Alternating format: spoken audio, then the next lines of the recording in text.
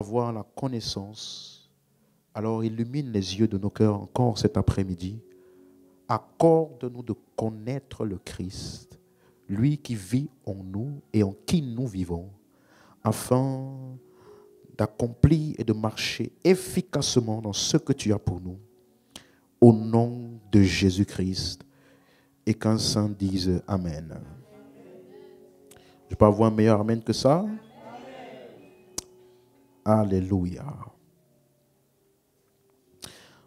Donc, nous allons continuer sur notre série d'enseignements. Nous sommes en train d'enseigner sur le nom de Jésus, l'autorité qui vient juste parce que j'ai cru. Amen.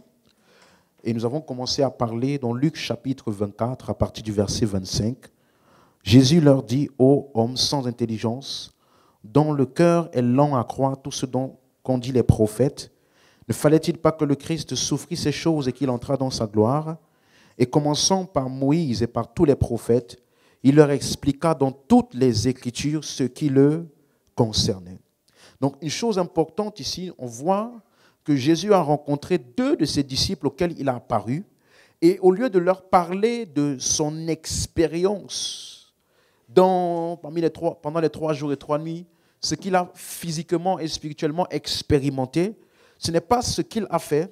Il leur a donné plutôt un message de foi plutôt que leur propre expérience. Voilà pourquoi, à partir de l'Ancien Testament, il a montré que sa résurrection avait été prophétisée et qu'elle s'est réalisée. Donc, il n'avait aucune raison de s'inquiéter ni de se poser des questions comme si c'était un événement qui était inhabituel ou qui n'était pas prévu. Amen.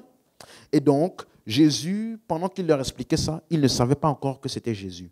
Parce que ce n'est qu'au verset 31, que la Bible dit que leurs yeux s'ouvrirent et ils le reconnurent, mais il disparut de devant eux. Amen. Donc, clairement ici, Jésus a pris le temps de leur expliquer son œuvre à partir de l'Ancien Testament. Et maintenant, au verset 44, il a eu un autre moment où il y a eu tous les disciples, cette fois-là, qui étaient assis ensemble et réunis à ce lieu-là. Tous les disciples, ils étaient en train de manger ensemble et Jésus a apparu.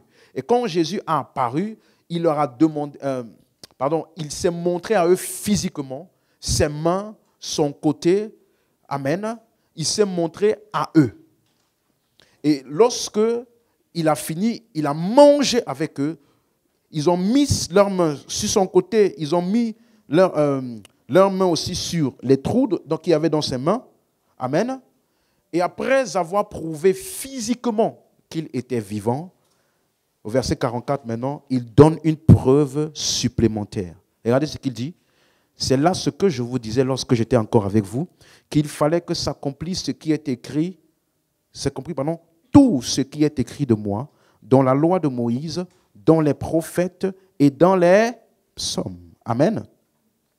Et donc, je vais m'attarder un peu sur une chose que j'ai déjà expliquée plusieurs fois, mais vous avez compris que quand il dit tout, il fallait que s'accomplisse tout ce qui est écrit de moi. Dans la loi de Moïse, dans les prophètes et dans les psaumes, vous comprenez donc que le tout ici ne signifie pas tout. Parce que tout ce qui est écrit dans l'Ancien Testament ne concerne pas Jésus. Amen. C'est clair pour quelqu'un jusqu'ici? Ça veut dire ici, il est précis sur les vérités qu'il enseigne. Donc, ça concerne les vérités dont il était en train de parler dans la discussion. Quelqu'un suit un peu? Donc, il ne faut pas tomber dans l'erreur de croire que tous les versets, toutes les prophéties qui ont été données dans l'Ancien Testament parlent de Jésus. Non, ce n'est pas vrai. Il a pris le temps, à partir des écrits de l'Ancien Testament, à répondre à leurs questionnements concernant sa résurrection. Quelqu'un suit? Est-ce que suit? Et c'est ça, peut-être dans une autre série, je m'étendrai un peu plus dessus, et c'est ça qui constitue l'intégrité de la parole de Dieu. L'intégrité de la parole de Dieu est ce qui est dit de Christ. C'est en ça que cette parole-là est intègre. Toutes les autres choses peuvent être remises en question. Quelqu'un comprend ce que j'explique là? Quelqu'un comprend? Donc, Voici une chose importante. Donc, ça veut dire, quand vous voyez donc le mot tout, ce qui est écrit, ou bien tout, ce n'est pas un tout absolu. Je vous ai souvent expliqué, n'est-ce pas, que quand tu vois tout, c'est tout dans un contexte. C'est tout dans un contexte spécifique. Donc, ça veut dire que pour arriver à la compréhension de ce que je suis en train d'expliquer, voici donc une vérité importante. Il ne faut jamais donc lire la Bible en versets, mais plutôt en paragraphes. Amen. Je vais un peu m'attarder dessus. C'est-à-dire, la façon correcte de lire la Bible, ce n'est pas en versets, mais plutôt en paragraphes. Quelqu'un comprend? Parce que si tu prêtes bien attention, tu vas te rendre compte que aucun livre de la Bible, à l'exception du livre des psaumes, n'a été numéroté. Aucun livre. Ça dit chapitre 1, chapitre 2, chapitre 3, chapitre 4. Il n'y a ça dans aucun livre à part le livre des psaumes. Ça veut dire même le livre de Nombres n'a pas été numéroté. Donc, ça veut dire, il ne faut pas lire la Bible genre, il y a un verset où tu vas lire et après tu vas t'arrêter pour dire, j'ai eu une révélation. Je viens de recevoir une révélation par l'Esprit qui veut me dire ce que ce verset veut dire. Amen. Hein? Je vous ai toujours expliqué que dans l'interprétation biblique, il n'y a pas de Dieu m'a dit. J'ai déjà dit ça ici? J'ai déjà dit ça ici?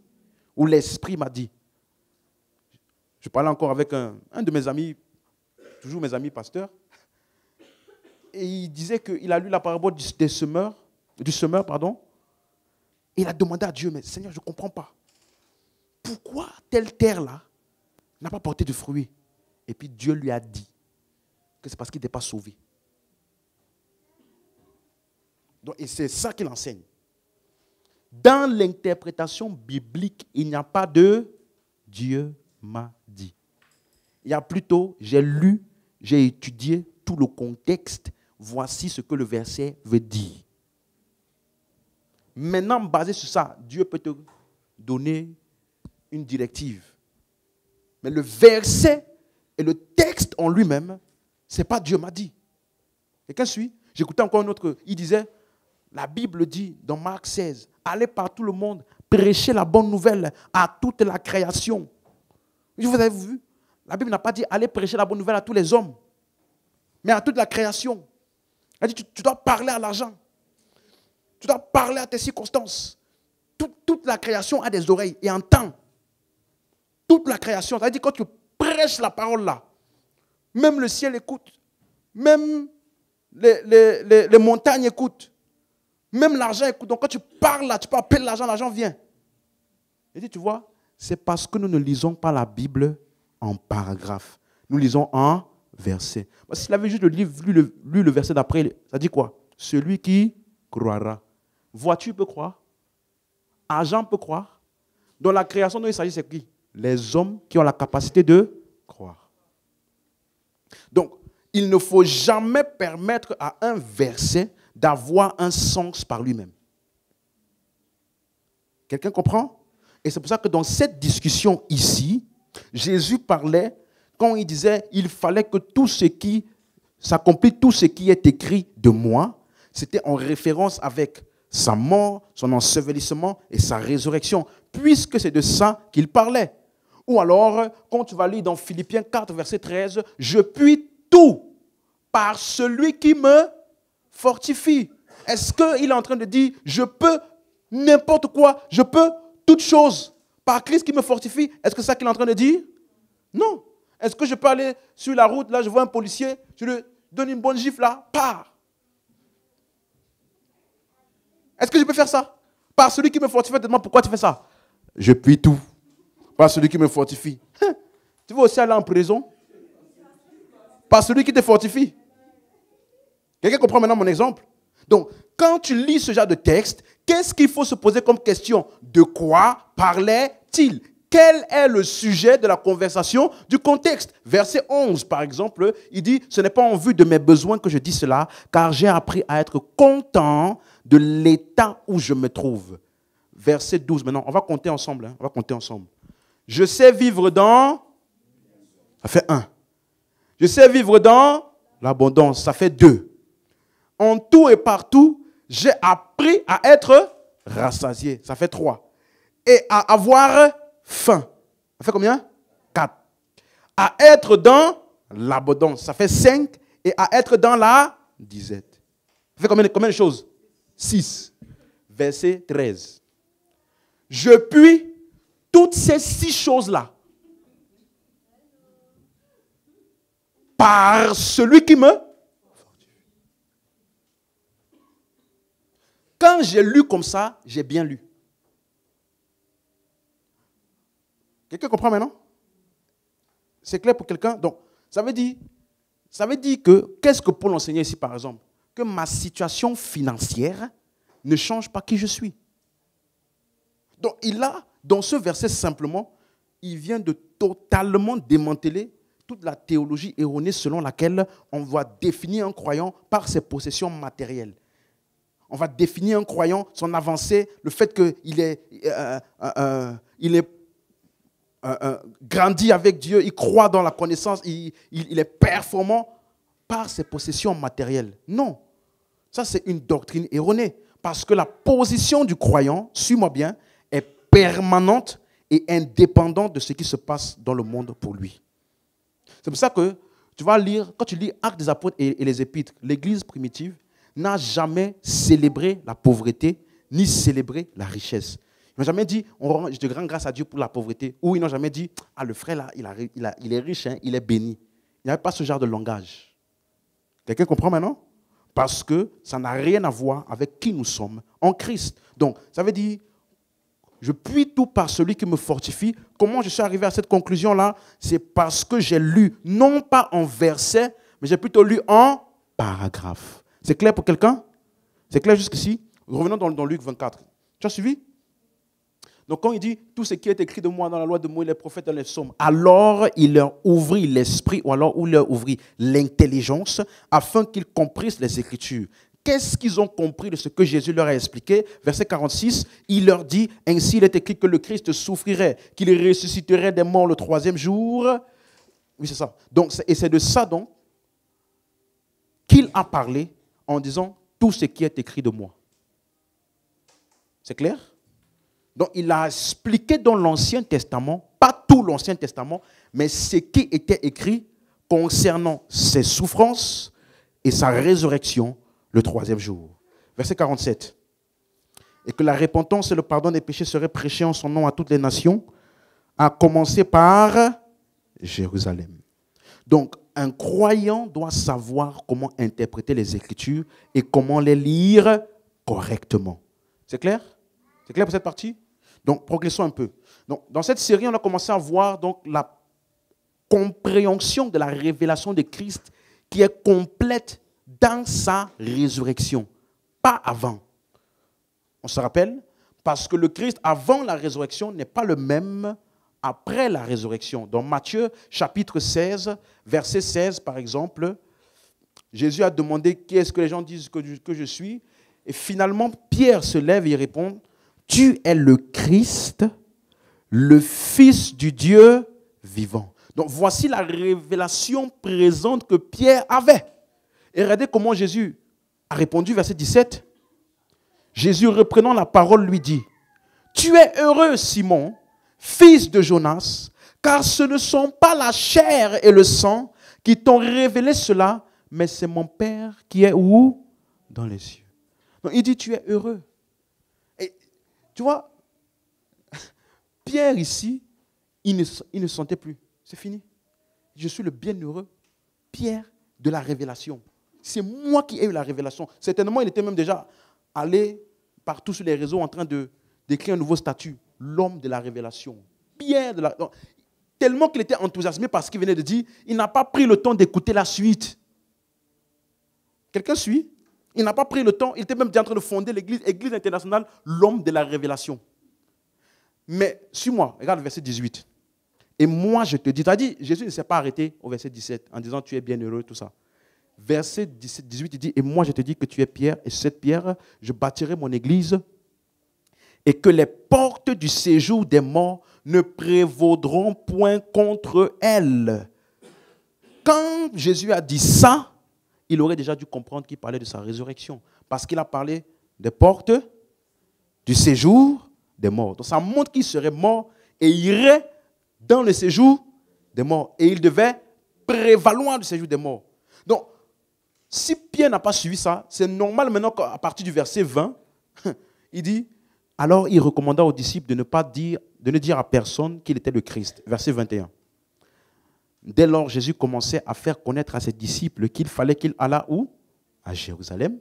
Qu'il souffrit beaucoup de la part des anciens, des principaux sacrificateurs et des scribes, qu'il fut mis à mort et qu'il ressuscita le troisième jour. Donc là, il est simplement en train d'expliquer en termes clairs ce qu'il venait de dire en disant les portes du séjour des morts ne prévaudront point. Ça veut dire qu'il allait mourir et qu'il allait être ressuscité. Mais Pierre n'avait pas suivi cette partie. Voilà pourquoi au verset 22, Pierre, l'ayant pris à part, ça veut dire ce que Pierre a dit ici, il n'a pas dit ça en public. En public, il a dit, quand Jésus a fini de parler, il a dit, viens. Tu ne peux pas mourir au nom de Jésus. Tu ne mourras pas au nom de Jésus. Jésus, tu ne mourras pas au nom de Jésus. Léon mis à part et dit, à Dieu ne plaise Seigneur, cela ne t'arrivera pas. Ça montre que la révélation que Pierre avait donnée était insuffisante. Au verset 16, quand il a dit, tu es le Fils, le Christ, le Fils du Dieu vivant. Ça là, ce n'est pas suffisant. Est-ce que quelqu'un suit? Quelqu'un suit? Parce qu'il a parlé de lui en tant que, ici, le Fils, le Christ, loin incarné. Et Jésus a dit, c'est vrai. Mais, je bâtirai mon église et les portes du séjour des morts ne prévaudront point contre cette œuvre de construction, de bâtisse, de quoi? Comment on dit ça en français? De construction. Mais le verbe qui vient de, le mot qui vient de bâtir là, ça n'existe pas. Nulle part. Bon, ok. L'œuvre de construction de l'église. Amen.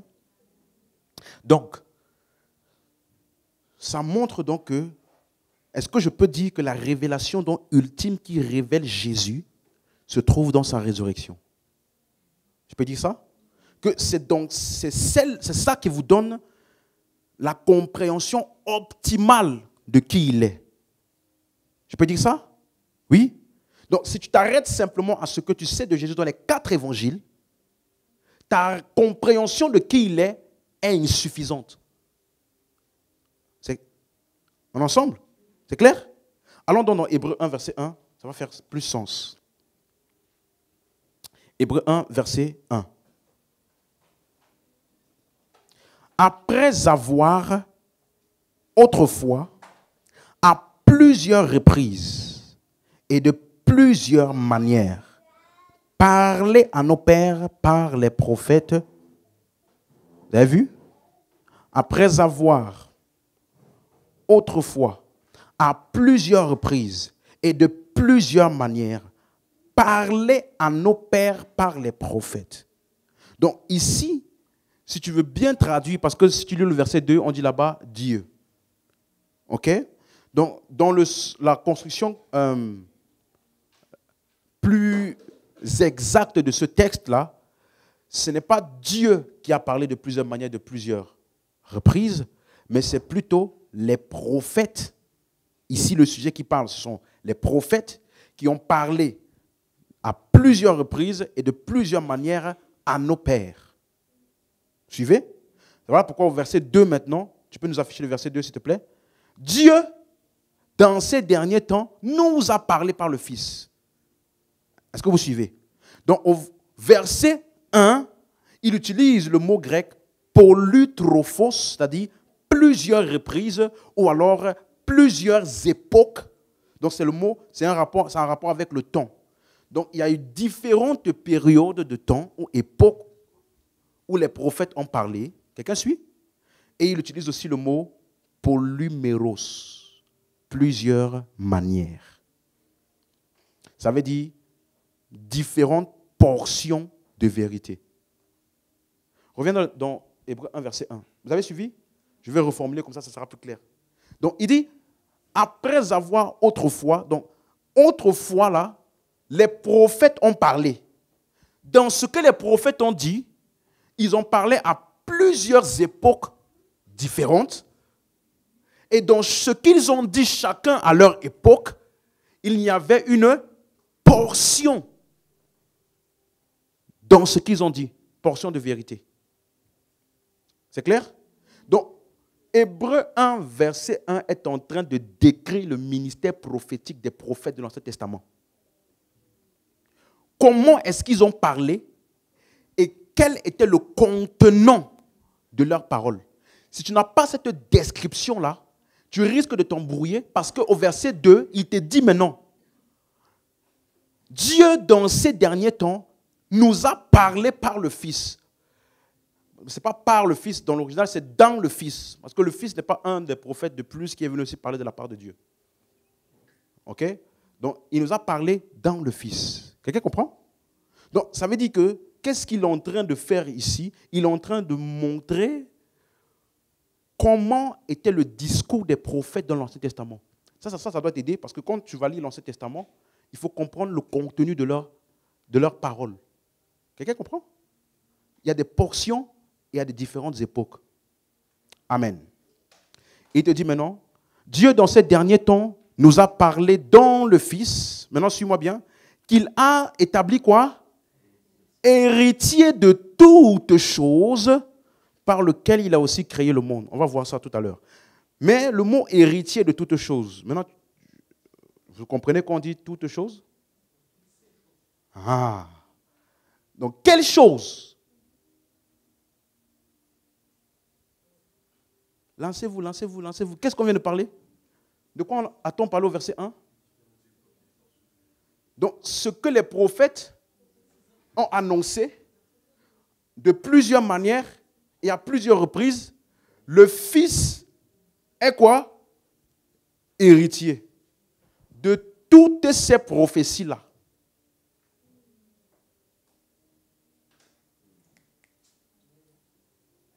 Il n'est pas héritier de toutes choses. Mais de toutes ces choses, quelles sont ces choses-là? Ce que les prophètes ont parlé de plusieurs manières, à plusieurs reprises. Oui?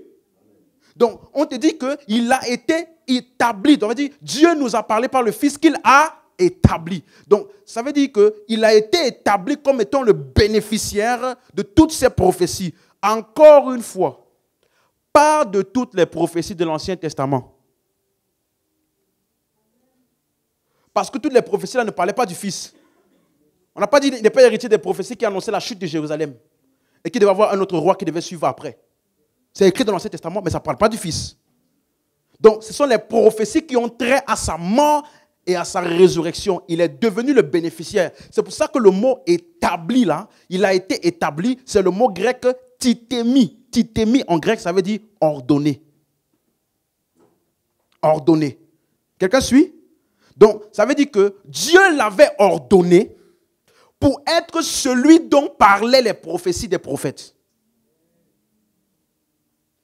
Donc, Dieu nous a parlé dans le Fils, dans ces derniers temps. Le Fils, là, est celui qui avait été ordonné, établi, comme étant celui dont les prophètes parlaient. En portions et à différentes épreuves, à différentes époques. Dis amen si tu suis. Donc, tu comprends maintenant quand il dit donc, par lequel, donc lui là, qui est l'héritier de toutes les prophéties, par lequel il a aussi créé le monde. Il y a un problème, il n'y a pas un problème. Merci frère. Regarde la version Martin, ça va t'aider. Donc ce soir, en même temps que je t'enseigne, je te donne des principes d'études bibliques pour que tu comprennes. Regarde, si tu lis ce même verset dans la version Martin, il dit par lequel il a fait quoi? Ça change tout?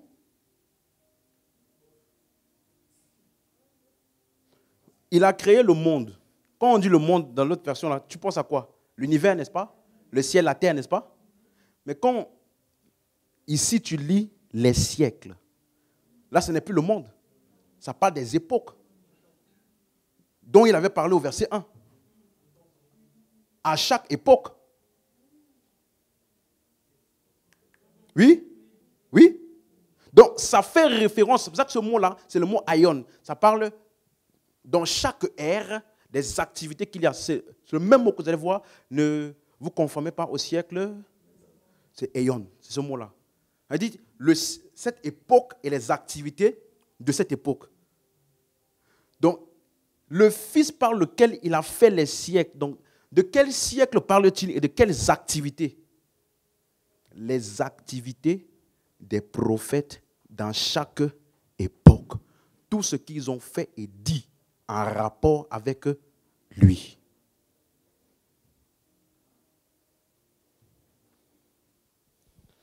Quelqu'un comprend? Donc, le mot, les mondes ou les siècles, ici, ça fait référence aux activités de chaque époque. Mais de qui? Des prophètes ou des prophéties qui ont été données. Donc, c'est lui qui a fait, si vous voulez, ou de qui est généré, ou de qui parle chaque prophétie qui est sortie à chaque époque.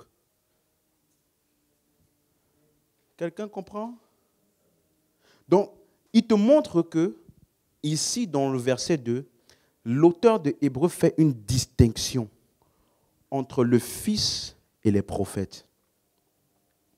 Il dit que les prophètes ont parlé de la part de Dieu et le Fils est l'origine de ce qu'ils ont dit. L'origine est le sujet de ce qu'ils ont dit. Donc, il te montre que non seulement il est établi comme étant l'héritier, ça veut dire celui dont eux tous parlent là, c'est lui. Et c'est lui qui a fait les siècles. Ça veut dire c'était lui qui était à l'origine. C'était lui l'inspiration derrière chacune de ces prophéties qui parlaient de lui. Quelqu'un comprend? Amen. Vous comprenez maintenant? Verset 3. Et qui, étant le reflet de sa gloire, donc il continue à décrire le Fils. Il est le reflet de sa gloire, l'empreinte de sa personne.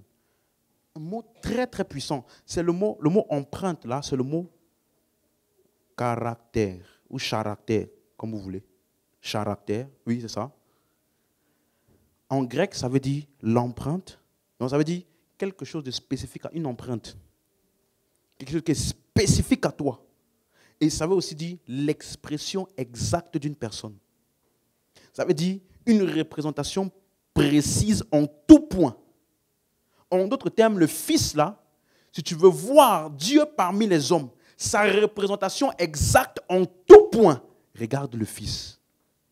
Donc, il prend le temps de distinguer les prophètes du Fils. Parce que souvent, nous avons laissé le caractère des prophètes, ce qu'ils ont dit, ce qu'ils ont fait, être notre miroir pour connaître Dieu. Suivez? Et alors que le caractère parfait, exact de Dieu se trouve où? En Christ. Donc, dans l'Ancien Testament, suis-moi maintenant bien, dans l'Ancien Testament, où est-ce que nous trouvons le caractère de Dieu?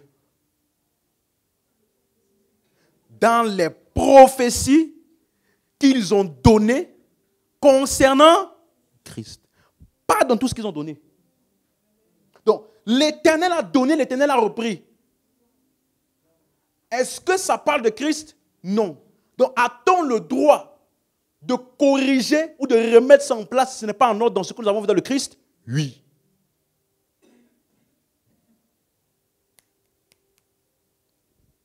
Tu es toujours avec moi? Ça fait sens pour quelqu'un? Amen?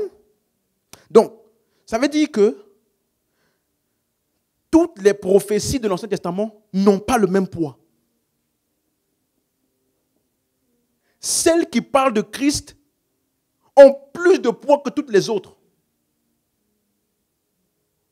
C'est pour ça que tu vas voir, regarde comment Pierre nous décrit l'Ancien Testament. 2 Pierre 1, verset 19. Amen, amen.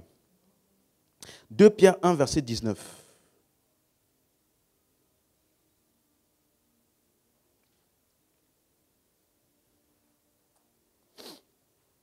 Il dit, et nous tenons d'autant plus certaine la parole prophétique, note bien ça, la parole prophétique à laquelle vous faites bien de prêter attention, comme à une lampe qui brille dans un lieu obscur, jusqu'à ce que le jour vienne apparaître et que l'étoile du matin se lève dans nos cœurs.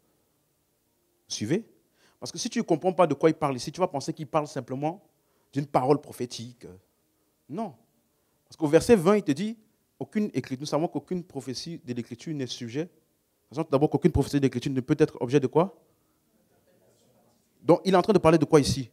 Les écrits de l'Ancien Testament. Vous comprenez? Vous comprenez? Donc, on vient au verset 19. Qu'est-ce qu'il dit? Qu'est-ce qu'il appelle la parole prophétique? Pourquoi il parle d'une lampe qui brille dans un lieu obscur jusqu'à ce que le jour paraisse et l'étoile du matin se lève dans nos cœurs? Donc, il décrit, suis-moi bien, l'Ancien Testament comme étant un lieu obscur où il y a de la confusion. Donc, dans l'Ancien Testament, tu verras, on va dire, ici c'est Dieu, on va se dire, là-bas c'est Dieu. Ils voient le bien, ils voient le mal, ils disent, c'est Dieu qui a fait tous les deux. Quelqu'un suit? Mais il dit donc que dans cette obscurité-là, il y a une lampe qui brille. Quelqu'un comprend? Une lampe qui brille jusqu'à ce que le jour vienne apparaître. Donc, la seule lumière qui brillait au milieu de l'obscurité et de la confusion de l'Ancien Testament, c'était quoi? Les prophéties et la promesse de Christ. Donc, c'est la seule chose qui te permet de naviguer dans l'obscurité de l'Ancien Testament. Les prophéties et les promesses qui parlaient de Christ dans la bouche des prophètes. Donc, c'est pour ça que les prophètes là sont appelés des lampes. La lampe n'est pas la lumière, mais la lampe est ce qui porte la lumière. Donc, les prophètes de l'Ancien Testament, puisqu'ils ont prophétisé concernant Christ qui est la lumière, ils étaient des lampes qui brillaient dans un lieu obscur. Quelqu'un comprend? Jusqu'à ce que le jour lui-même apparut. Qu'est-ce qu'on appelle ça? Incarnation. Et maintenant, que l'étoile du matin se lève dans vos cœurs. Ça, ce n'est plus l'incarnation. Ça, c'est quoi?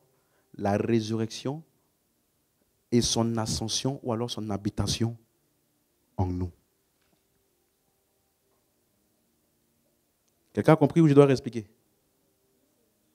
Donc, ça veut dire que c'est ça que Pierre a appelé la parole prophétique. En d'autres termes, maintenant que nous avons l'étoile du matin dans nos cœurs, par l'habitation de Christ en nous, nous avons la lumière de Dieu dans nos cœurs. Nous ne sommes plus confus. Et les épîtres qui ont été écrits par des hommes qui avaient l'esprit en eux ont la lumière. Donc, ça veut dire que nous savons dire dans l'Ancien Testament quand ce n'est pas Dieu. Nous savons dire. Vous suivez? Parce que nous ne sommes plus en train d'essayer d'être au milieu des ténèbres. Nous sommes dans la lumière. Vous avez compris? Donc, quand quelqu'un dit « Oh, mais Dieu essayait de me mettre à l'épreuve », je sais déjà que ce n'est pas Dieu. Je n'ai pas besoin même de me poser des questions. Non, pourquoi? Parce que Dieu ne tente personne et il ne peut lui-même être tenté par personne. Comment je sais ça? Dans la révélation de Christ. C'est clair jusqu'ici? Donc, c'est quelqu'un qui est malade, il te dit « Dieu essaye de me donner ou de me faire quelque chose ». Non, Dieu n'essaye de rien faire. Parce que la Bible dit que la mort est un ennemi de Dieu. Amen. Ça, je le sais. Donc, je sais que le mal, l'envie, la colère, la haine, la malice, la guerre n'émanent pas de Dieu. La seule guerre que Dieu mène, c'est la guerre contre la guerre. On appelle ça la paix. La seule haine que tu vas voir en Dieu, c'est la haine de la haine. On appelle ça l'amour. Amen. Où est-ce que nous voyons tout ça? L'étoile du matin qui a brillé dans nos cœurs. Donc, Jésus-Christ est la lumière, pas Moïse, pas Ésaïe. Eux tous n'étaient que des lampes. Donc, Christ est l'héritier de leur prophétie. C'est clair? Poussons encore un peu. Revenons dans Hébreux 1, verset 3. C'est clair pour ce texte-là? Qui étant le reflet de sa gloire et l'empreinte de sa personne, maintenant suis-moi encore, soutenant toutes choses par sa parole puissante. Tu as encore vu toutes choses? Il soutient quoi? Parce qu'avant, je lisais ce texte-là et on m'a déjà enseigné dessus. Il soutient la terre. C'est pour ça que vous savez, c'est pour ça que la terre ne tombe pas. Parce que c'est la parole de Dieu qui soutient ça, qui soutient tout l'univers. Non. Toute chose, de quelle chose sommes-nous en train de parler depuis le début? Donc, il soutient toute chose par la parole. Le mot parole aussi, c'est le mot réma. Ça veut dire ce qui a été dit. Dit par qui? Les prophètes. Et le mot soutenir là, trop fort. Ça veut dire phéro en grec. Ça veut dire porter quelque chose. Ça veut dire aussi soutenir. Ça veut dire aussi garder de la chute. Donc, c'est Jésus qui garde de la chute ou qui a gardé de la chute toutes les prophéties qui ont été prononcées à son égard. Pourquoi? Il en est l'accomplissement. Donc, ça ne parle pas de soutenir l'univers. Amen. Hein? Donc, toutes les prophéties qui l'ont précédé, qu'est-ce que Jésus a fait? Il les a portées en les accomplissant. Et on dit, comment est-ce qu'il a fait ça? Il a fait la purification des péchés et s'est assis à la droite de la majesté divine dans les lieux très hauts. Amen. Donc, ça parle de sa mort et de sa résurrection et de son ascension. Voilà les choses qu'il a accomplies et dont il était question dans les paroles des prophètes. Est-ce qu'il ne dit pas la même chose que ce qu'on a lu dans Luc 24? Oui, les souffrances de Christ et la gloire qui devaient s'en suivre. C'est la même chose. Donc Hébreux et Luc, est-ce qu'ils disent la même chose? Oui? Oui? Ok. Donc, ça veut dire que ici, Hébreux 1, verset 1 jusqu'au verset 3, ça parle spécifiquement des prophéties des prophètes concernant les souffrances de Christ et sa résurrection. Clair? Clair? Donc, c'est pour ça que je vous ai dit, ne permettez donc jamais à un verset d'avoir un sens propre à lui-même. Il faut lire la Bible en paragraphes. Si tu ne lis pas en paragraphes, tu n'auras pas la bonne compréhension. Ne choisis pas juste un verset comme ça, sans lire avant et après, et puis tu te donnes. Je me rappelle une fois, je méditais, et puis je suis tombé sur un verset, je me suis arrêté dessus. Je peux te dire la vérité. Vérité de toi à moi. J'ai eu une révélation. Non, je te dis la vérité. Il y a une compréhension qui est sortie de moi. Je dis, waouh, non, j'avais jamais vu ça comme ça. My God. Cette nuit-là, j'étais en train de me réjouir. Quand tout mon enthousiasme est descendu, tu vois, le lendemain, j'étais en train de me réjouir de ma révélation. Un verset que je connaissais et trois versets que je connaissais sont venus dans ma tête. J'ai dit, non, ça ne peut pas être ça. Non. Non. J'étais trop content. Je pensais que c'est ça que ça voulait dire. Tu vois, non? Donc, je comprends quand les gens te disent, j'ai une révélation. Je comprends ce que ça fait. T'inquiète pas, je comprends. Mais je ne peux pas permettre à ça de devenir ma jauge pour la vérité. Amen. Donc, aucun texte n'a été écrit en chiffres ou en versets. Aucun. Tous ont été écrits ensemble, comme un roman. Tu as déjà lu un roman? Tu as déjà lu un roman? Tu penses que tu peux t'arrêter à une partie du roman et dire que tu as compris tout? Non. Tu es obligé de lire tous. Donc, la seule partie de la Bible qui a été numérotée, c'est le livre des psaumes. Pourquoi? Parce que vous allez lire les psaumes, il y a plusieurs auteurs. Il y a David, il y a Asaph, il y a même Moïse. Vous voyez? Donc, c'était plusieurs documents séparés qu'ils ont voulu appeler ensemble psaumes. Donc, pour faire ça, ils ont réuni chaque document-là en un seul. C'est pour ça qu'il y a le psaume 1, le psaume 2, comme tu lis par exemple Acte 13, verset 33, si je ne me trompe pas, c'est écrit là-bas, comme il est écrit dans le psaume 2e. Voilà, comme il est écrit dans le psaume 2e. C'est pour ça. Parce que c'était plusieurs documents séparés qui ont été réunis. Mais tous les autres livres-là, il n'y a pas de chapitres ni de versets. Même dans le psaume, il n'y a pas de versets. Amen. C'est clair? Donc, il n'y a pas Genèse 2, Genèse 3, non. Donc, il est conseillé de lire en paragraphes, pas en versets. C'est clair?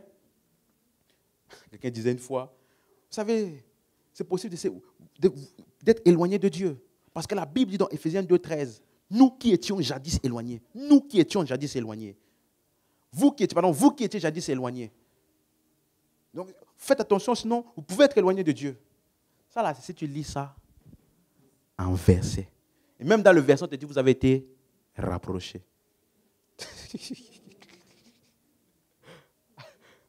Quelqu'un avec moi? Donc, les frères, certains d'entre vous, là, vous êtes loin de Dieu là pendant que je suis en train de vous parler. Vous devez revenir. Dieu vous appelle à revenir. Basé sur un verset mal interprété. Donc, aucune vérité ne peut sortir d'une écriture mal interprétée. Aucune vérité ne peut sortir d'une écriture mal interprétée. Ça, il faut que tu comprennes ça. Donc, je dois apprendre à lire la Bible C'est clair? Je dois toujours me poser la question, la discussion a commencé où? Quel était le sujet de la discussion pour arriver à ici? Amen? Donc, pour revenir à ce que nous avons vu dimanche, dans Jean 17, verset 1, c'est de ça qu'on parlait. On a commencé à parler de la résurrection de Jésus et la gloire de sa résurrection. Jésus a dit, après avoir ainsi parlé, Jésus leva les yeux au ciel et dit, Père, l'heure est venue, glorifie ton Fils, afin que ton Fils te glorifie. Quelqu'un suit? Verset 2, qu'est-ce qu'il appelle glorifier ton Fils? Selon que tu lui as donné pouvoir sur toute chair, afin qu'il accorde la vie éternelle à ceux que tu lui as donnés. Vous avez vu ça? Donc, qu'est-ce qu'il appelait glorifier ou entrer dans sa gloire? C'est lorsque il aura désormais la capacité d'accorder la vie éternelle. Et ça, c'est quand? Après sa résurrection. Donc, quand tu vas voir glorifie ton Fils, ça parle de quoi? La résurrection et sa capacité à accorder la vie éternelle. C'est clair? Donc, si tu as bien compris, verset 5, maintenant, ça ne doit pas nous troubler. Parce qu'il dit, et maintenant, Père, glorifie-moi auprès de toi-même. C'est la même chose qu'il a dit tout à l'heure? Glorifie-moi. Hein? De la gloire que j'avais auprès de toi avant même que le monde fût. Donc, glorifie-moi de la gloire que j'avais avant que le monde fût. J'ai expliqué ça dimanche, n'est-ce pas? C'est que ça ne veut pas dire que Jésus avait un trône avant. Il a laissé le trône là pour aller accomplir son œuvre et puis il devait revenir encore. J'ai dit que ce n'est pas ça, n'est-ce pas? Parce que la gloire dont il parlait, c'est la capacité à donner la vie éternelle. Donc, de quoi parlait-il ici? Il parlait du fait que, bien évidemment, la gloire dont il parle, c'est le fait qu'il avait été désigné comme celui par lequel les hommes devaient recevoir la vie éternelle avant que le monde ne soit. Ok? C'était déjà établi dans Éphésiens 1, verset 4. Il dit, en lui, Dieu nous a élus. En lui, Dieu nous a élus avant la fondation du monde. Donc l'élection de Dieu avant la fondation du monde était où? En Christ. C'est clair? Pour que nous soyons saints et irrépréhensibles. Verset 5. Nous ayons prédestinés dans son amour à être ses enfants d'adoption par Jésus-Christ. Donc, Jésus-Christ, avant la fondation du monde, avait été désigné, établi comme celui qui devait sauver, par lequel la famille de Dieu devait être engendrée, et celui qui devait accorder la vie éternelle aux hommes. C'est ça la gloire qu'il avait avant que le monde ne soit. C'est clair? C'est clair pour quelqu'un? Amen? Revenons dans Jean 17. Donc, après avoir dit au verset 5, glorifie-moi de la gloire que j'avais auprès de toi avant que le monde fût. Cette même gloire-là, il dit maintenant au verset 6, j'ai fait connaître ton nom aux hommes que tu m'as donnés du milieu du monde. Donc cette même gloire, il appelle ça ici maintenant quoi? Nom. Or, qu'est-ce que nous avons dit que le nom est? C'est le mot grec onoma. Ça parle de quoi? Un accomplissement, une renommée, une réputation, une fonction, c'est ça? Un accomplissement. Donc, et il appelle ça son nom. Il appelle sa faculté désormais de donner la vie éternelle. Il a appelé ça sa gloire. Et maintenant, il appelle ça son nom. Donc, le même accomplissement là, qui lui permettra de donner la vie éternelle, il appelle ça son nom. Quelqu'un comprend? C'est clair? Donc, quelle est cette gloire? Verset 22.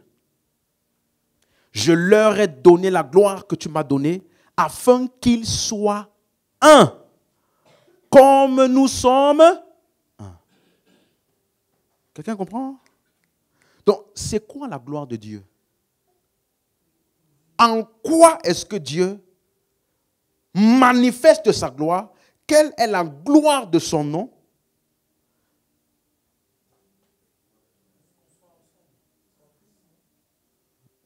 C'est écrit, c'est écrit. Afin qu'il soit comme nous sommes.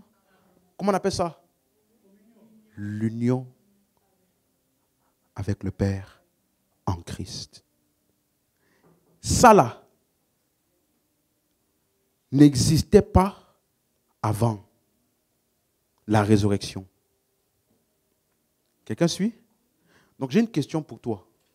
Quand la Bible dit donc qu'il devait souffrir et entrer dans sa gloire, ça parle de quoi ou de qui?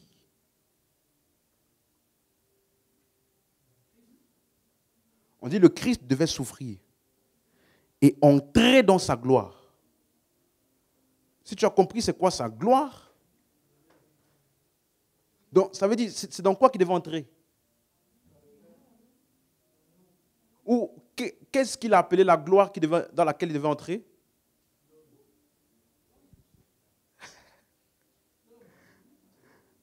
L'union, l'unité. Ça veut dire, la gloire dans laquelle il est entré là, c'est le fait que désormais, il n'est plus seul, qui est uni avec Dieu. Quelqu'un comprend? Donc, je vais reformuler ça bien. Ça veut dire entre avant qu'il entre dans sa gloire et après qu'il entre dans sa gloire, la différence est vue où? Est-ce que c'est vu vis-à-vis de Jésus lui-même, puisqu'avant il était un avec Dieu? C'est vu où? En nous. Donc la gloire de sa résurrection n'est pas en lui, mais en nous. Donc nous sommes la gloire de sa résurrection. Parce que c'est par notre union avec lui, qui n'était pas là avant, c'est ça qu'il a appelé « je leur ai donné la gloire ». Afin qu'ils soient quoi? Un. Verset 23, « Moi en eux, et toi en moi, afin qu'ils soient parfaitement un. » Donc, c'est ça qu'il a appelé la gloire, c'est ça qu'il a appelé la vie éternelle, c'est ça qu'il a appelé le nom. Notre union avec le Père en Christ. C'est clair? Moi en eux, toi en moi, afin qu'ils soient parfaitement un. Ça là, ça ne vous rappelle pas quelque chose? Toi en moi en eux en vous. Non? Ça ne vous rappelle pas quelque chose? Tu n'es pas loin. Tu n'es pas loin. Jean 14, verset 20. En ce jour-là, vous connaîtrez que je suis en mon Père et que vous êtes en moi et que je suis. Est-ce que ça là, Jésus a appelé ça la gloire? Il a appelé ça le nom? Oui? Oui? Donc, quand tu vas lire donc, ce même chapitre-là au verset 2, dans la maison de mon Père, il y a plusieurs demeures. Je m'en vais vous préparer une place. Vous comprenez maintenant de quelle place il parle? Ou de quelle demeure il parle? Au verset 17, il dit, l'esprit de vérité que le monde ne peut recevoir parce qu'il ne le voit point et ne le connaît point, mais vous, vous le connaissez, car il demeure avec vous, et il sera où? En vous. Je ne vous laisserai pas orphelin, je viendrai à vous. Encore un peu de temps, le monde ne me verra plus, mais vous, vous me verrez, parce que je vis et vous vivrez aussi. Est-ce qu'il parle de la vie éternelle? La même chose qu'on a vu dans Jean 17, verset 20 maintenant. Et en ce jour-là, vous connaîtrez que je suis en mon Père et que vous êtes en moi et que je suis en vous.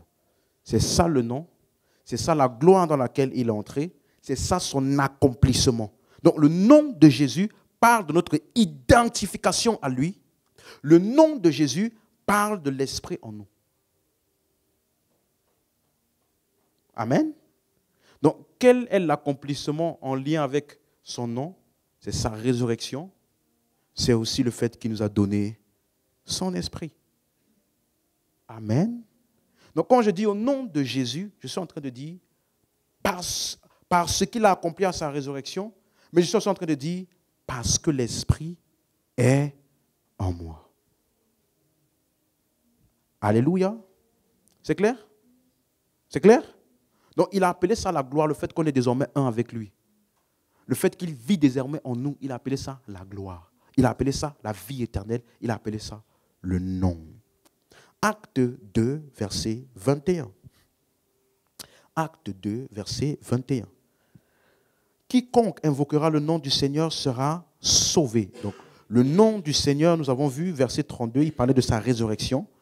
C'est ce Jésus que Dieu a ressuscité, nous en sommes tous témoins. Verset 23.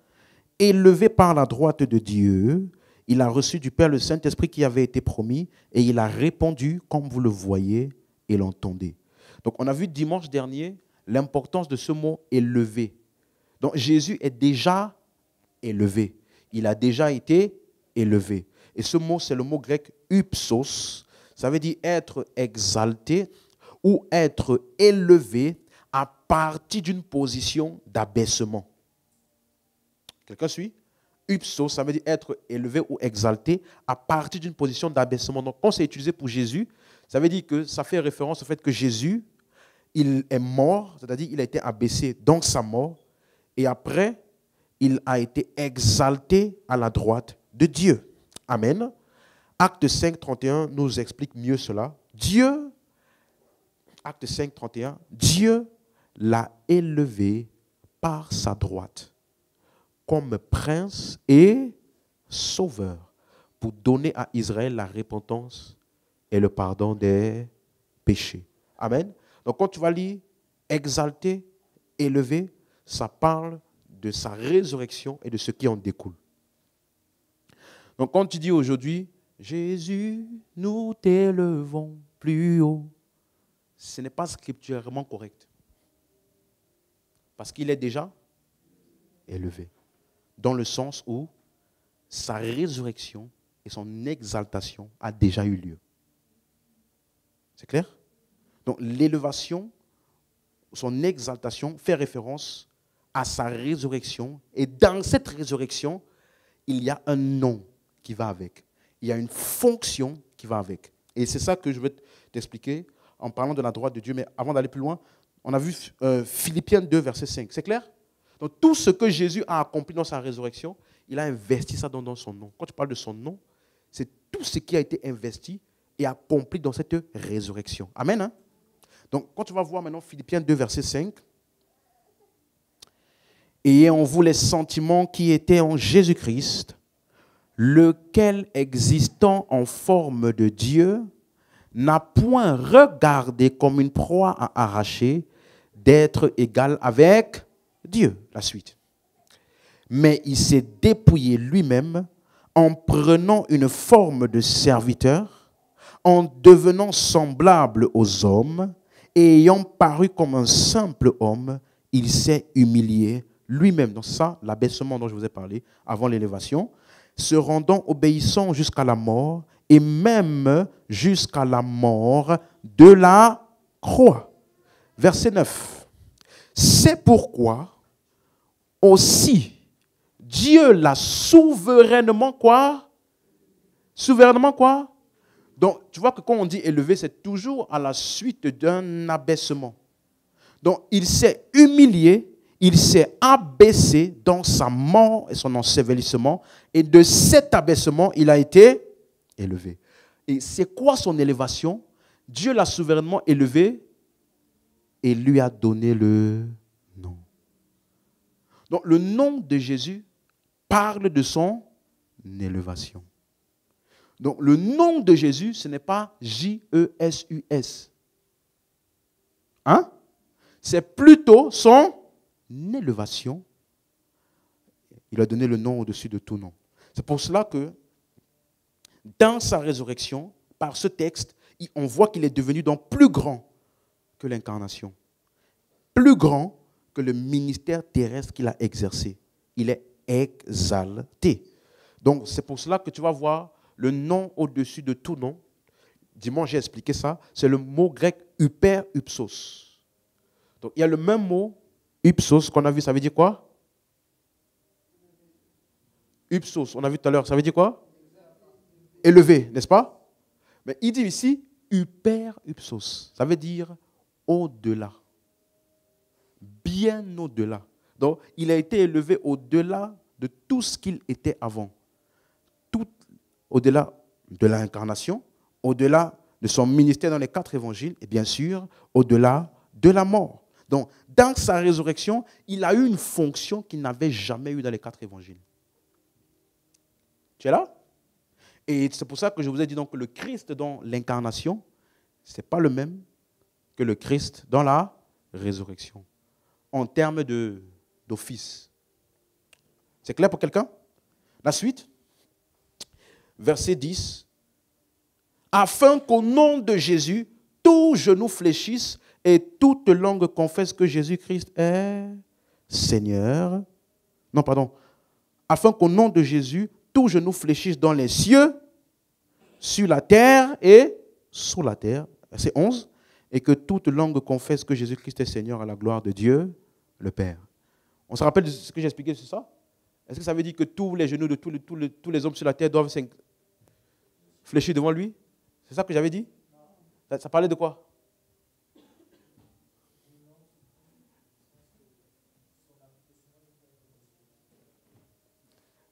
Non, ce n'est pas ça que j'ai dit. J'ai dit que ça parlait du fait que tout jugement lui a été conféré. Vous vous rappelez maintenant? Il dit que après sa résurrection, son élévation, il est devenu le juge. Donc c'est pour ça que dans Jean 5, verset 21, par exemple, vous allez voir, comme le Père ressuscite les morts et donne la vie, ainsi le Fils donne la vie à qui il veut. Tu as lu ça? Est-ce que ça, c'est une réalité d'avant ou après la résurrection? Avant la résurrection, il ne donnait pas la vie.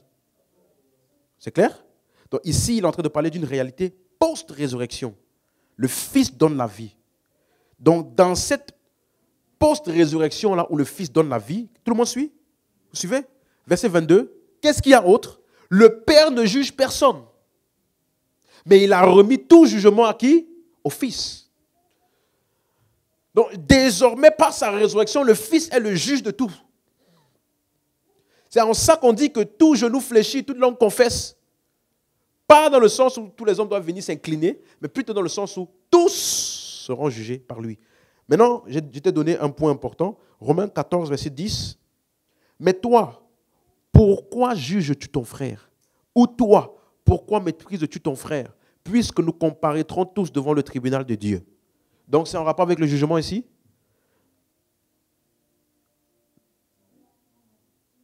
Non? Pourquoi fais-tu quoi? C'est quoi la discussion? Du fait que nous, on ne doit pas.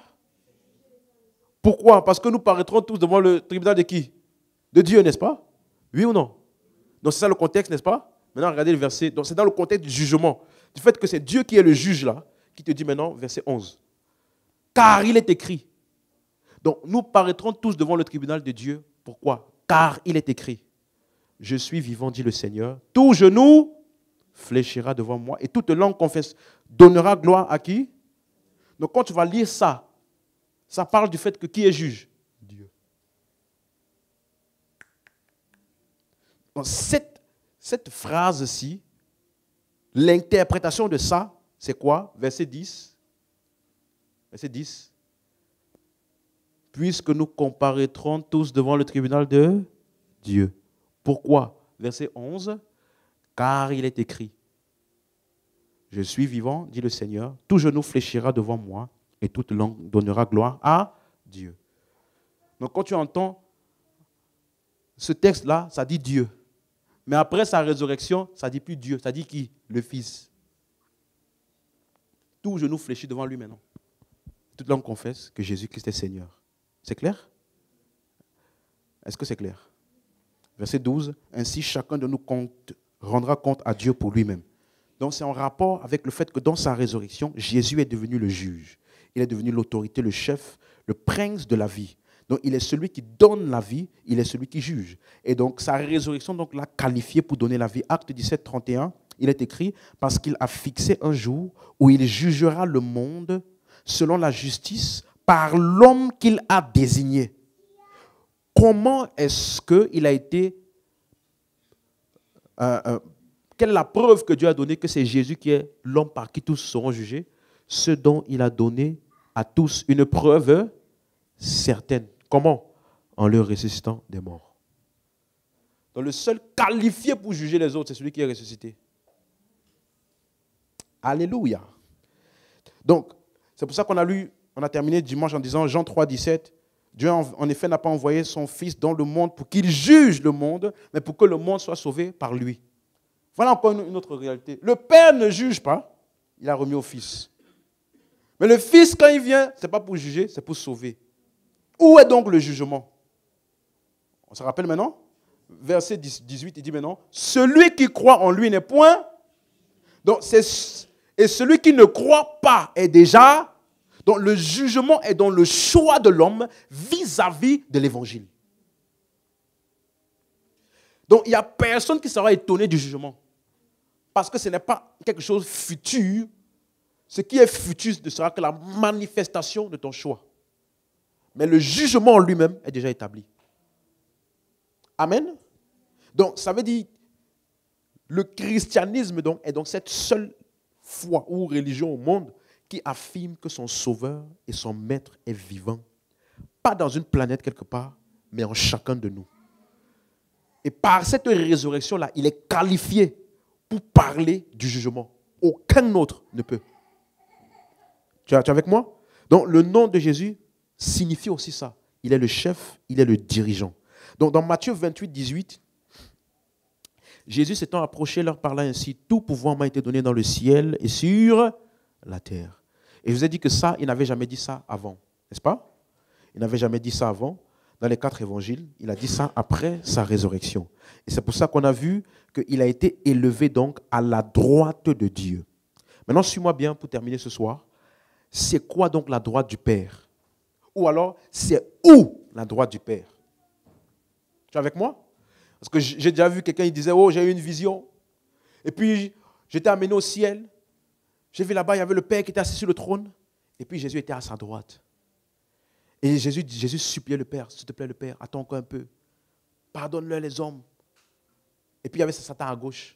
Il disait au Père, vas-y le Père, vas-y, détruis tout. Et cette personne-là, elle va dans une église dans laquelle on lui enseigne mal. Ce sont ces enseignements-là qui rejouent dans son intellect, dans son subconscient plutôt. Parce que tu vas remarquer que si avant tu avais certaines visions, depuis que tu es venu ici, là, il y a certains types de visions que tu n'as plus. Tu as remarqué? Surtout les visions de l'enlèvement, là. Si tu avais ça avant, tu as remarqué que ça s'est arrêté quand tu as compris ce qu'est le vrai enlèvement. Les visions où les gens disparaissaient là, leurs habits restaient par terre, la Bible restait par terre là. Tu n'as plus ça. Tu n'as plus ce genre de rêve là. Donc, c'est quoi la droite du Père? La droite du Père n'est pas la position géographique à la droite du Père. Le psaume 110, verset 1, nous donne un exemple. Nous donne une explication, pardon. Parole de l'Éternel à mon Seigneur. Parole de qui? À qui? L'Éternel à mon Seigneur. D'autres versions disent, le Seigneur dit à mon Seigneur. Quoi? Assieds-toi à ma droite jusqu'à ce que je fasse de tes ennemis ton marche-pied. Donc, il associe la droite à la capacité d'assujettir les ennemis. Quelqu'un suit? Donc, ça veut dire, la droite, là, c'est le mot hébreu yamin. Yamin. Voyons voir comment c'est utilisé. Exode 15, verset 6. Ta droite, ô Éternel, a signalé quoi? Dis ça plus fort. Signalé quoi? Donc, la droite, c'est le lieu de quoi? C'est le lieu de déploiement de sa force. Ce n'est pas une position physique. Vous comprenez, non? Ta droite, ô Éternel, a écrasé l'ennemi. Verset 12. Tu as étendu ta droite et la terre les a engloutis. Psaume 16, verset 8. J'ai constamment l'Éternel sous mes yeux. Quand il est à ma droite, je ne chancelle point. Donc il est en train de dire, pas quand il est à ma droite. C'est pas, David n'est pas en train de dire, je ne chancelle point quand l'Éternel est à ma droite ici. Quand le lieu de ma force, c'est l'Éternel. Quand le lieu d'où je tire ma force et ma puissance, c'est l'Éternel, je ne chancelle point. Quelqu'un comprend? Vous suivez? Verset 11. Tu me feras connaître les sentiers de la vie. Il y a d'abondantes joies devant ta face, des délices éternelles à ta droite. De quoi David parlait-il? Acte 2 nous aide à comprendre, Acte 2, 25. Car David dit de lui, c'est-à-dire de Christ, je voyais constamment le Seigneur devant moi parce qu'il est à ma droite afin que je ne sois point ébranlé. C'est la même chose qu'on a lu? Oui? La suite. Aussi mon cœur est dans la joie et ma langue dans l'allégresse, et même ma chair reposera avec allégresse, car tu n'abandonneras pas mon âme dans le séjour des morts, tu ne permettras pas que ton sein voie la corruption. Verset 28. Tu m'as fait connaître les sentiers de la vie, tu me rempliras de joie par ta présence. Ça, c'est la même chose qu'il a dit tout à l'heure. Il y a des délices éternelles à ta droite. Verset 29. Il a fini de citer, maintenant il va expliquer. Homme frère, qu'il me soit permis de vous dire librement au sujet du patriarche David, qu'il est mort, qu'il est enseveli et que son sépulcre existe encore aujourd'hui. La suite. Comme il était prophète et qu'il savait que Dieu lui avait promis avec serment de faire asseoir un de ses descendants sur son trône, ou alors sur sa position d'autorité. La suite, c'est la résurrection de Jésus. Vous avez vu? Qu'il a prévu et annoncé en disant qu'il ne serait pas abandonné dans le séjour des morts et que sa chair ne verra pas la corruption. Verset 32, c'est ce Jésus que Dieu a ressuscité. Donc la droite de Dieu, que David a appelé le lieu du trône et de l'autorité, ça fait référence donc à son autorité et ça fait référence à sa résurrection. C'est à la résurrection que Dieu, cette parole-là, le Seigneur dit à mon Seigneur, assieds-toi à ma droite. C'est une réalité de la résurrection. Amen, amen. Donc, l'Éternel dit à mon Seigneur, tu vois, certains érudits hébreux, ils ont du mal avec ce texte-là parce que c'est trop fort pour eux. Comment Dieu dit à Dieu, assieds-toi à ma droite? Naturellement, littéralement, ça n'a pas de sens. Mais David est en train de prophétiser l'incarnation et la résurrection ici. Parce qu'en disant Yahweh ou le Seigneur ou l'Éternel dit à l'Éternel, assieds-toi à ma position d'autorité. Ça montre que le Seigneur à qui on parle là n'est pas en autorité. Il n'est pas le Dieu d'autorité. Ça veut dire qu'il a été abaissé. Donc David prophétisait l'incarnation. Et par l'incarnation, la résurrection devait le faire asseoir à sa droite. Donc, dans ce texte-là, simple texte-là, David prophétisait l'incarnation et la résurrection. Parce que Dieu ne s'assoit pas à la droite de Dieu, puisque Dieu a l'autorité de Dieu. Mais s'il dit au Seigneur, assieds-toi à ma droite, ça veut dire le deuxième Seigneur-là n'est pas dans sa forme de Dieu, mais il est le Seigneur. Tu vois, regarde. C'est à cause de ça. Regarde Matthieu 22, 41. Tu vas voir comment Jésus, il va confondre les Juifs avec une question simple. Comme les pharisiens étaient assemblés, Jésus les interrogea. Comme qui?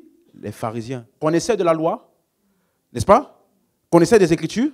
Regardez ce que Jésus va leur dire, verset 42. Il les interrogea en disant, que pensez-vous du Christ? De qui est-il fils? Donc, d'après les écrits de la loi et des prophéties dont ils connaissaient tous, de qui est censé sortir le Christ? Ils disent de qui? David. Il dit ok. Verset 43, pardon.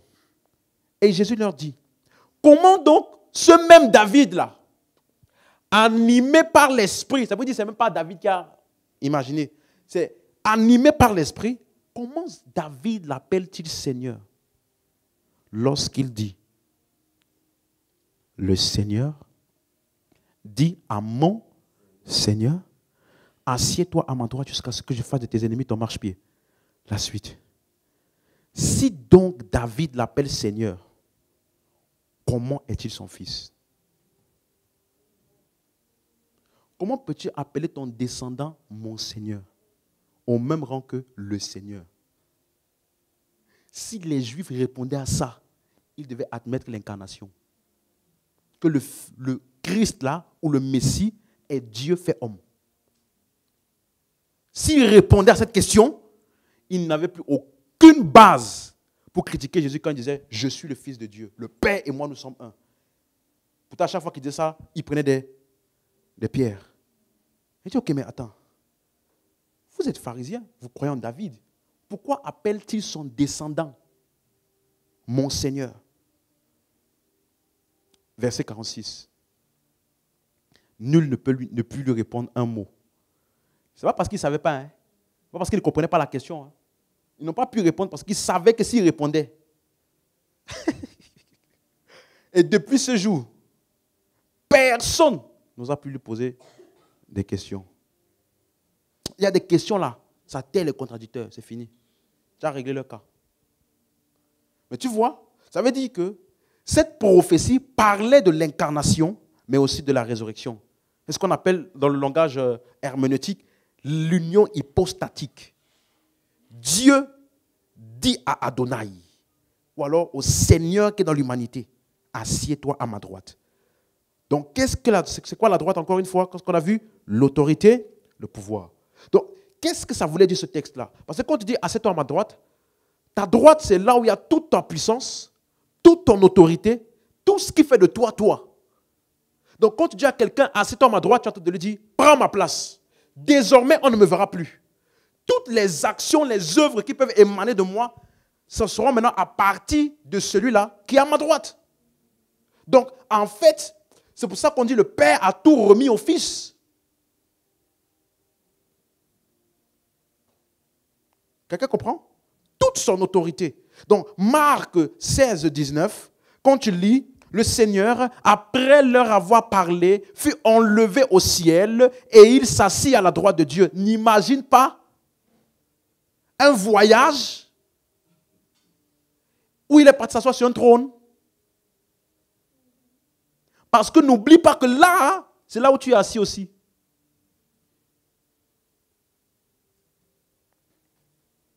Quelqu'un comprend? Donc, ça signifie simplement que dès ce moment, il a assumé toute l'autorité divine. Donc, il pouvait se lever dans Matthieu 28, 18, tout pouvoir. C'est ça la droite de Dieu. Tout pouvoir m'a été donné dans le ciel et sur la terre. En d'autres termes, je suis à la droite de Dieu. Ça veut dire exactement la même chose. Quelqu'un comprend maintenant? Ou alors, dans Jean 17, verset 24, Père, je veux que là où je suis, ce que tu m'as donné soit aussi avec moi, afin qu'ils voient ma gloire.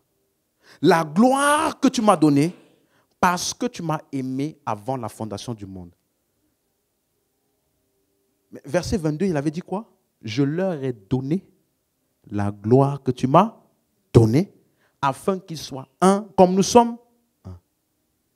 Donc, quelle est cette gloire-là? La gloire qu'il a de cette union, il nous l'a donnée. Donc, au jour d'aujourd'hui, maintenant suis-moi bien, au jour d'aujourd'hui, quand tu vas lire « assieds-toi », tu penses que ça veut dire comme toi, là, n'est-ce pas? Tu t'assois pendant un moment, après tu te lèves ou tu vas faire autre chose, n'est-ce pas? Mais bibliquement parlant, ça n'a pas le même sens. Mais n'oubliez pas, la gloire là, que le Père lui a donnée, il nous l'a donnée. N'oublie pas ça. Ça veut dire, la place d'autorité dans laquelle il est assis, il nous a introduit dans ça. Tu es d'accord? Donc on va bien voir où est donc la droite de Dieu aujourd'hui. Quelqu'un comprend? Si c'est là où toi et moi nous y sommes, puisqu'il y est, où est cette droite? Le mot, revient dans le psaume 110, verset 1.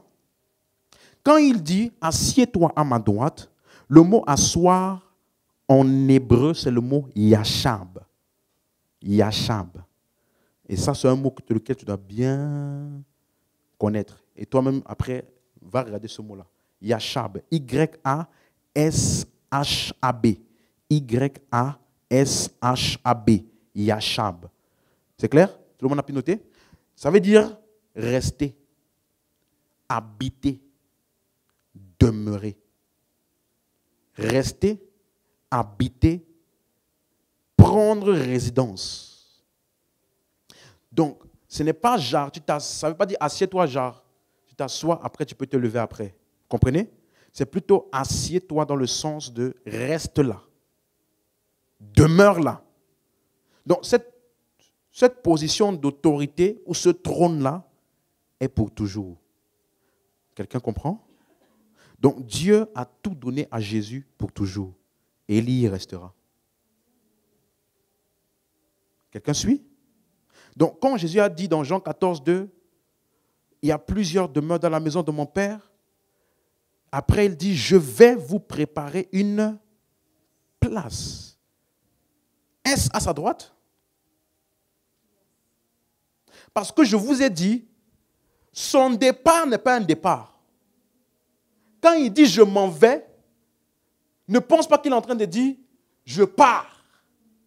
Parce qu'après avoir dit je vais vous préparer une place, il dit au verset 18, je ne vous laisserai pas orphelin, je viendrai à vous. Donc tu pars ou tu viens?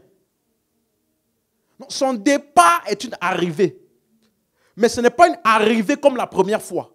La première fois, il est venu en tant qu'homme, pour que nous puissions le voir.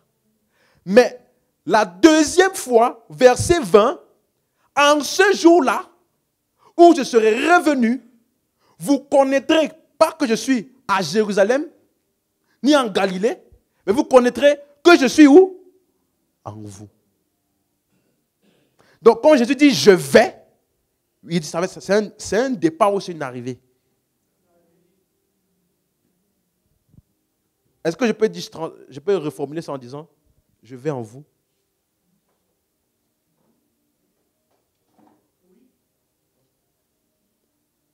Donc, dans sa résurrection et son ascension et son exaltation, Jésus nous dit, suis-moi bien, que le lieu de sa résidence permanente, c'est où? Où? En nous. Et si, dans sa même résurrection, le Père lui a dit, assieds-toi, ou alors, demeure là à ma droite. Donc, assieds-toi en grec, ça veut dire yachab. Ça veut dire lieu de résidence permanente. C'est pour cela que dans la prophétie sur le Messie, on dit son trône durera à toujours. Donc, il occupera cette autorité éternellement. Donc, la droite de Dieu est le lieu où le Christ sera permanemment établi. Donc, le Père lui a dit, reste là. Fais tes bagages. Hein? Habite désormais à ma droite. Pour toujours. Et le même Seigneur nous dit qu'en ce jour-là, où il sera ressuscité, on saura qu'il est où? La droite du Père, aujourd'hui, est où?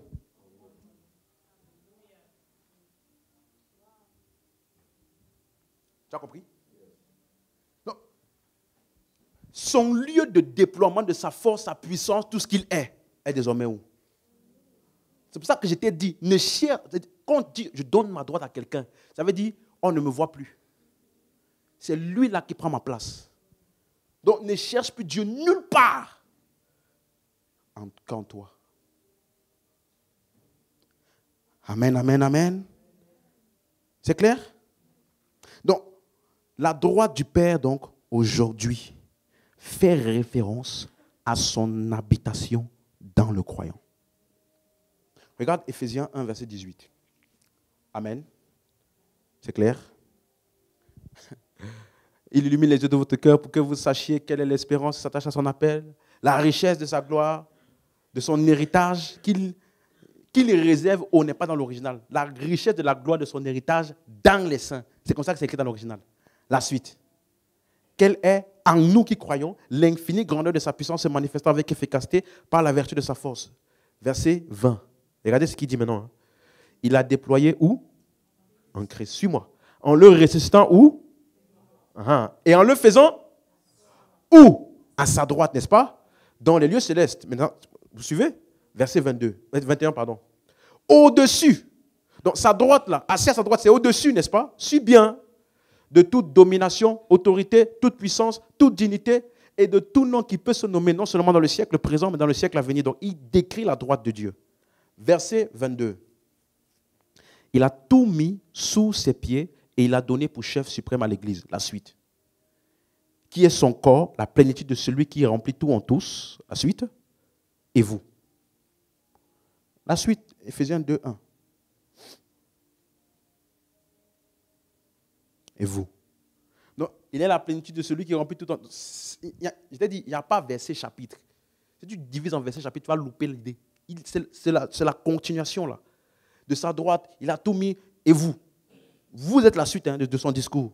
Tu suis? Suis bien. Vous, qui étiez morts par vos offenses et vos péchés, dans lesquels vous marchiez autrefois, suis bien, selon le train de ce monde, selon le prince de la puissance de l'air. Prince de la puissance de l'air, là, ça parle de domination, autorité. Hein? Donc, il te dit que la droite, là, qui est au-dessus de toute autorité, domination, n'imagine pas un lieu. Donc, il te fait sortir la droite d'un lieu, il ramène ça maintenant. Il te dit, selon le train de ce monde, le prince de la puissance de l'air, de l'esprit qui agit maintenant où? Dans les fils. Donc, le lieu de l'autorité du royaume des ténèbres, où est-ce que ça se passait où? Dans. Quelqu'un comprend maintenant? Donc, quand il te dit que tu as la droite au-dessus d'eux, là où il y a l'autorité et la puissance des ténèbres, là, c'est dans les fils de la rébellion. La suite. Nous tous, nous étions de leur nombre et nous vivions autrefois selon les convoitises de notre chair, accomplissant les volontés de la chair et de nos pensées, et nous étions par nature quoi? Des enfants de colère comme les autres. Mais Dieu qui est riche en miséricorde à cause du grand amour dont il nous a aimés, nous qui étions morts par nos offenses, il nous a rendus à la vie avec Christ, c'est par la grâce que vous êtes sauvés, il nous a ressuscités ensemble, et il nous a fait asseoir. Si tu dis que le royaume des ténèbres, là, était où? Dans les fils de la rébellion. Son royaume et son autorité est où? Dans son église. C'est pour cela qu'il t'a dit, il faut que le Dieu illumine les yeux de ton cœur pour que tu vois ça. Donc, la droite de Dieu, le royaume de Dieu n'est pas une planète, elle est dans l'homme. Il est dans l'homme, pardon. Parce que Dieu ne règne pas sur une planète. Dieu n'a pas envoyé son Fils pour qu'il règne sur une planète. Dieu a envoyé son Fils pour qu'il soit le prince de la vie dans l'homme. Donc la droite de Dieu aujourd'hui, c'est là où nous sommes. Cette union éternelle avec le Père en Christ. Donc juste parce que tu es uni au Père en Christ, toute son autorité est déployée à partir de toi. Et Paul prie pour que les yeux de ton cœur soient illuminés à cette vérité. Amen, amen. C'est clair? Donc quand je dis au nom de Jésus aujourd'hui, je suis en train de dire dans l'autorité de la nouvelle naissance, dans l'autorité de mon union avec Dieu, dans l'autorité de l'habitation de l'Esprit de Dieu en moi, dans l'autorité de la famille des rachetés et des ressuscités, dans l'autorité de mon identité en Christ tout court. Tu as compris? Ce nom-là fait référence à ce qu'il a accompli. Et ce qu'il a accompli, c'est quoi ou c'est qui? C'est toi. Alléluia. Donc, vous et moi aujourd'hui, nous sommes les dépositaires ou alors les porteurs de ce nom. L'habitation du Père est donc l'autorité qui vient avec la croyance. L'habitation de l'Esprit ou du Père en moi. Donc, comme j'ai cru, est-ce que si je dis j'ai l'Esprit en moi et je dis je suis à la droite de Dieu, est-ce que je suis en train de dire deux choses différentes?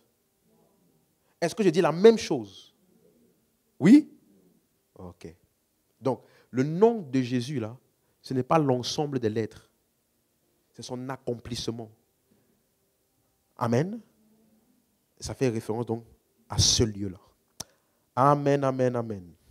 Laisse-moi te donner 2 versets pour terminer ce que j'ai prévu de te partager. Hébreux 1, verset 3. Qui étant le reflet de sa gloire et l'empreinte de sa personne, soutenant toutes choses par sa parole, il a fait quoi? La purification des péchés et s'est assis où? à la droite, de la majesté divine dans les lieux très hauts. C'est ça? Quelles sont donc les choses qui accompagnent sa droite? Parce que cette droite, ça parle de lui, mais ça parle aussi de qui? Toi. En ensemble. Verset 4. Donc, qu'est-ce que sa droite implique? Devenu d'autant quoi? Supérieur à qui? Il a hérité d'un nom plus excellent que le leur. Non, ici c'est ange, réputation, office, autorité. La suite. Car auquel des anges Dieu a-t-il jamais dit, tu es mon fils, je t'ai engendré aujourd'hui. Ça là, on avait vu ça, c'est incarnation ou résurrection ça? Résurrection. Et encore, je serai pour lui un père et il sera pour moi un fils. Verset 6. Et lorsqu'il introduit de nouveau dans le monde le premier-né, il dit quoi? Que tous les anges de Dieu l'adorent. Donc, quand tu vois premier-né, donc la droite là, c'est son office dans lequel il a appelé premier-né. Dès que tu vois premier-né, qu'est-ce que tu comprends? Beaucoup de fils. Beaucoup de fils. Donc, son nom parle d'une famille. Le nom qu'il a hérité d'un nom supérieur aux anges, là, ça parle d'une famille, de beaucoup de fils. Et ça ne parle donc pas de l'incarnation. Parce que dans l'incarnation, il était un. Il était appelé fils unique. Amen. Et dans sa résurrection, qu'on appelle la droite du Père, il est le premier-né. Hébreux 2, verset 10, qu'est-ce qu'il nous dit? Il convenait donc en effet que celui pour qui et par qui sont toutes choses, et qui voulait faire quoi? Conduire à la gloire beaucoup de fils. Et leva à la perfection par les souffrances le prince de leur salut. Amen. Donc, qu'est-ce qu'on appelle la gloire de Dieu? De quoi est-elle constituée? Beaucoup de fils. C'est clair? C'est ce que je vous ai expliqué, n'est-ce pas? Donc, dans la gloire de Dieu, Christ est entré dans sa gloire. Ça parle du fait qu'il ne sera plus seul. Mais il y aura plusieurs fils. Verset 11. Car celui qui sanctifie et ceux qui sont sanctifiés sont tous issus d'un seul. C'est pourquoi il n'a pas honte de les appeler frères. C'est ça le nom. C'est ça la droite du Père. C'est le lieu dans lequel la famille de Dieu est établie. Donc, quand on dit droite là, ça veut dire qu'on ne voit plus Dieu. La seule manière de voir Dieu aujourd'hui, c'est comment? Sa famille. Vous suivez? La seule manière de voir Dieu à l'œuvre aujourd'hui, c'est à travers sa famille. Et verset 12, lorsqu'il dit, j'annoncerai ton nom à mes frères, je te célébrerai au milieu de l'assemblée, et encore je me confierai en toi, et encore, me voici, moi et les enfants que Dieu m'a donnés. Donc c'est ça son nom et sa droite aujourd'hui, la multiplicité de fils. Et chaque fils est à la droite, chaque fils est dans le nom. Donc quand je dis au nom de Jésus, qu'est-ce que je suis en train de dire? Je suis fils de Dieu. Donc si tu dis, parce que je suis fils de Dieu, et si tu dis, au nom de Jésus, tu es en train de dire la même chose. Si tu dis, parce que je suis fils de Dieu, ou parce que j'ai été délivré de la puissance des ténèbres et introduit dans le royaume de Dieu, tu es en train de dire quoi? Au nom de Jésus. Si tu dis, oh, mes péchés sont pardonnés, j'ai le témoignage de l'Esprit et je suis le bénéficiaire de l'œuvre achevée de Christ, ou alors je suis une nouvelle créature, tu es en train de dire au nom de Jésus. Donc, tu vois que plus tu étudies le nom, dans tous les aspects où c'est décrit dans les Écritures, plus tu te découvres. Tu partais chercher un ensemble de lettres, mais tu trouves des personnes. Parce que son nom, c'est sa gloire. Et sa gloire, c'est toi et moi en lui. Amen. On peut se lever. Donc, je suis dans le nom de Jésus parce que je suis uni à lui, uni au Père en Christ. Je suis à sa droite. Son lieu de demeure éternel. Alléluia. Donc, on poussera un peu plus ça en détail dimanche. Mais est-ce que c'est de plus en plus clair pour toi? Le nom de Jésus, ce n'est pas Jésus. On est d'accord? Ça ne doit pas te choquer maintenant que tu dis ça. Le nom de Jésus, c'est son accomplissement et ce qui en découle. Et cet accomplissement, c'est qu'il nous a engendrés, toi et moi, en lui. Et par cette conscience, toute chose que je fonctionne avec cette conscience, je suis en train de fonctionner au nom de Jésus. Amen. C'est clair pour toi? Déclare avec moi au nom de Jésus. Je suis fils de Dieu, assis à la droite du Père, ensemble avec Christ. Je suis le reflet de sa gloire, tout comme le Fils. Je suis fils dans le Fils. À cause de cela, je fonctionne dans le nom, car je suis appelé de ce nom. Alors au nom de Jésus, j'opère des miracles, je parle en langue, je prêche l'évangile, je guéris des malades, je marche par l'Esprit et Dieu est pleinement manifeste en moi et à travers moi. Et cette parole qui dit que tout ce que vous demanderez en mon nom, je le ferai afin que le Père soit glorifié dans le Fils, s'accomplit en moi. Le Père est glorifié en moi et à travers moi. Au nom de Jésus, Amen. Élève la voix, tu rends grâce à Dieu là où tu es. Oh, merci Père.